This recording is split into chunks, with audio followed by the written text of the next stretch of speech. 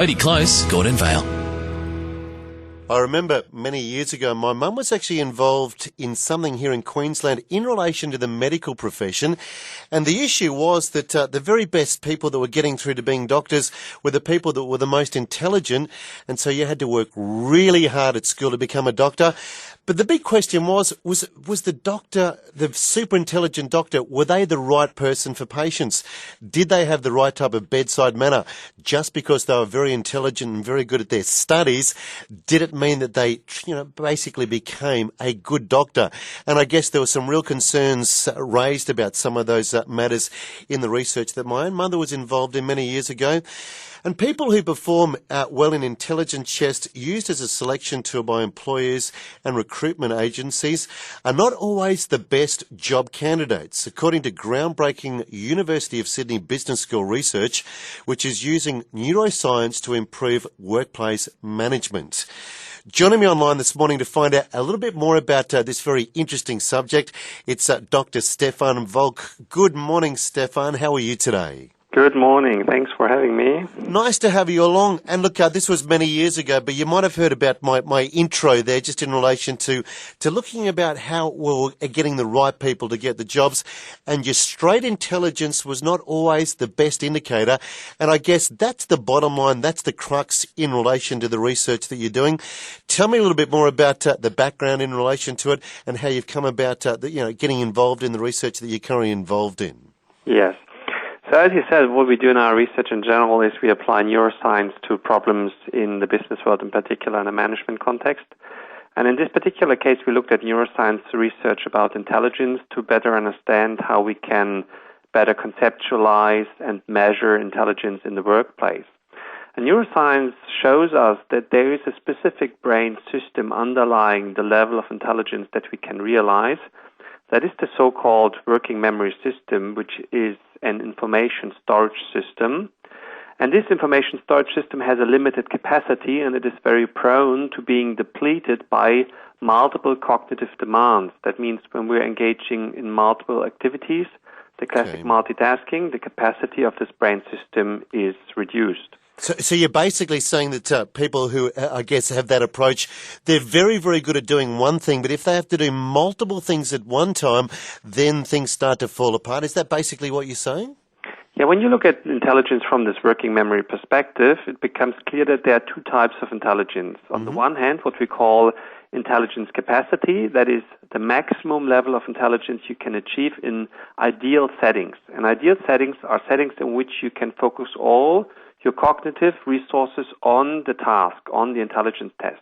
That means you're sitting in a room, you're taking the test on a paper or on a computer, nothing is distracting you. What you measure with this, and it is the way how most organizations, but also universities and schools measure intelligence, is the maximum level of intelligence capacity we can achieve. But there is another form of intelligence, and that's what we call realized intelligence.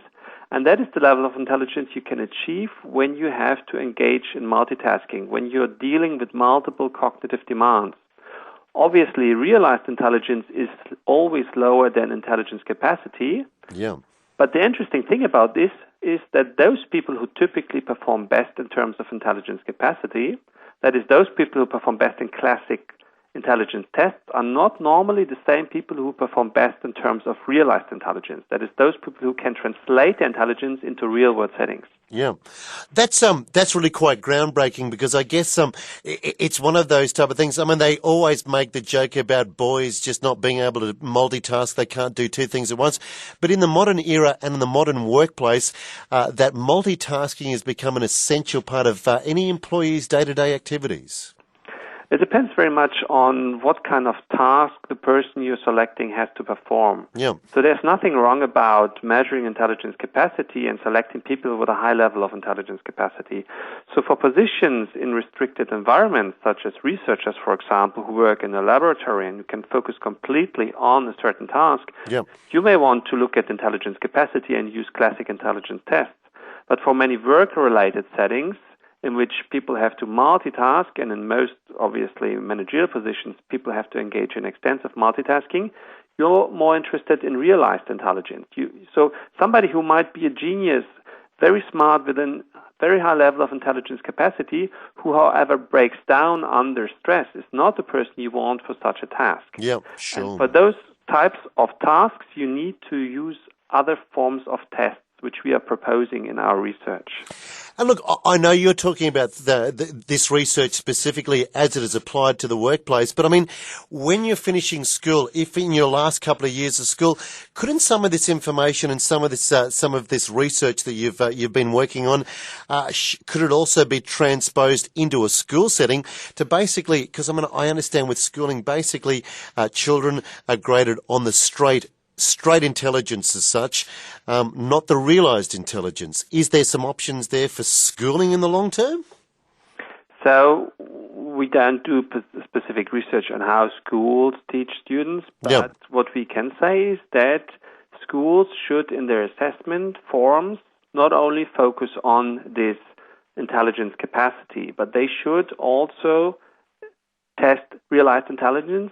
It is something that you can't really train, but you can assess students based on that. And what we often see is that those people who are performing well in terms of realized intelligence are disadvantaged in those kind of school grading systems and also in universities. And you see often that people perform very well in work settings who have a background, a history of not performing extremely well in university and school settings because of exactly this reason. And I think we're losing a lot of talent by not focusing on realized intelligence. Look, it's a really interesting subject. I've really enjoyed our chat this morning. And, of course, you're one of the co-authors.